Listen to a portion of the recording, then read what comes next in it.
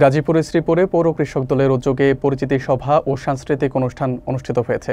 কেন্দ্রীয়, জেলা ও উপজেলা পর্যায়ের নেতাদের উপস্থিতিতে আয়োজনটি ছিল উৎসবমুখর। অনুষ্ঠানে কৃষকের সংকট, ন্যায্য মূল্য ও অধিকার রক্ষায় শক্ত অবস্থানের কথা তুলে ধরেন বক্তারা। কৃষক দলের নেতারা বলেন, দেশে খাদ্য নিরাপত্তায় কৃষকের অবদান অমূল্য হলেও তারা আজও বঞ্চিত। বিস্তারিত থাকছে আশরাফুল আলম সরকারের প্রতিবেদনে। গাজীপুরে শ্রীপুর পৌর কৃষক দলের উদ্যোগে পরিচিতি সভা ও সাংস্কৃতিক অনুষ্ঠান অনুষ্ঠিত হলে স্থানীয় রাজনৈতিক অঙ্গনে প্রাণচাঞ্চল্য সৃষ্টি হয়। শুক্রবার বিকেলে আয়োজিত এই অনুষ্ঠানে কেন্দ্রীয়, জেলা ও উপজেলা পর্যায়ের নেতারা অংশ নেন এবং কৃষকদের বর্তমান সংকট নিয়ে বিশদ আলোচনা করেন।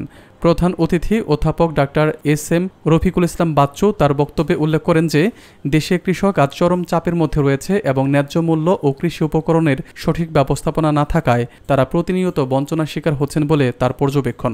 তিনি আরও বলেন, কৃষকের অধিকার পুনরুদ্ধারে কৃষক দল মাঠে থেকে আন্দোলন চালিয়ে যাবে। উদ্বোধন করেন উপজেলা বিএনপির আহ্বায়ক আব্দুল মুতালিব, যিনি তৃণমূলের সংগঠন শক্তিশালী করার প্রয়োজনীয়তা তুলে ধরেন। প্রধান বক্তা আনম খলিলুর রহমান কৃষকের ন্যায্য অধিকার প্রতিষ্ঠায় সমন্বিত উদ্যোগের কথা বলেন।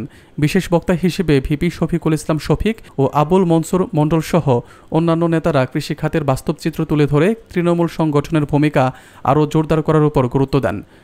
সভাপতিত্বকারী পৌর কৃষক দলের আহ্বায়ক শাহজাহান মিয়া বলেন, খাদ্য নিরাপত্তার প্রধান শক্তি হওয়া সত্ত্বেও দেশের কৃষক সবচেয়ে বেশি বঞ্চনার শিকার এবং তাদের অধিকার রক্ষায় কঠোর অবস্থানই হবে কৃষক দলের অঙ্গীকার। পরিচিতি সভা শেষে সাংস্কৃতিক পরিবেশনার মাধ্যমে আয়োজনের সমাপ্তি ঘোষণা করা হয়।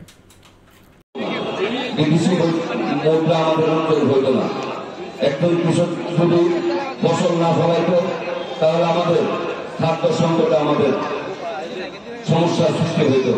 তাহলে কৃষক, একজন কৃষকই বাংলাদেশের অর্থনৈতিক ক্ষেত্রে আমি মনে করি 80% অবদান তাদের। লক্ষ্য করবেন প্রিয় ভাইরা আমার, যারা গাড়ির ব্যবসা করে, তাদের গাড়ির ফ্যাক্টরি আছে, কারখানা আছে, খুব কম সংখ্যক কিন্তু গাড়ি ব্যবহার করে ধ্বংস হয়ে গেছে বলা যায়। এবং কৃষি জমি যেখানে শিল্প প্রতিষ্ঠান করার কথা না, সেই কৃষি জমিতে আজকে শিল্প প্রতিষ্ঠান হচ্ছে, ঘর বাড়ি হচ্ছে, অপরিকল্পিতভাবে সব হচ্ছে।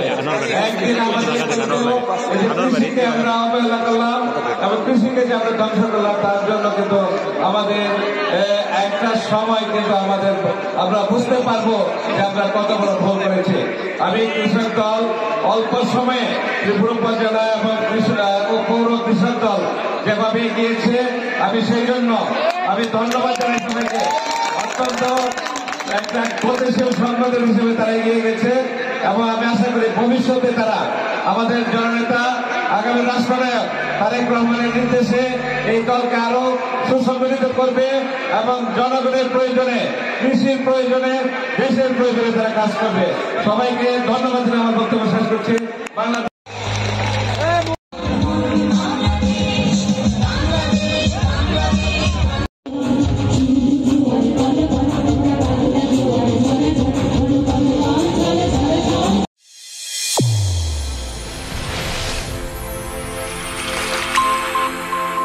চ্যানেল A1 হৃদয়ের স্পন্দন।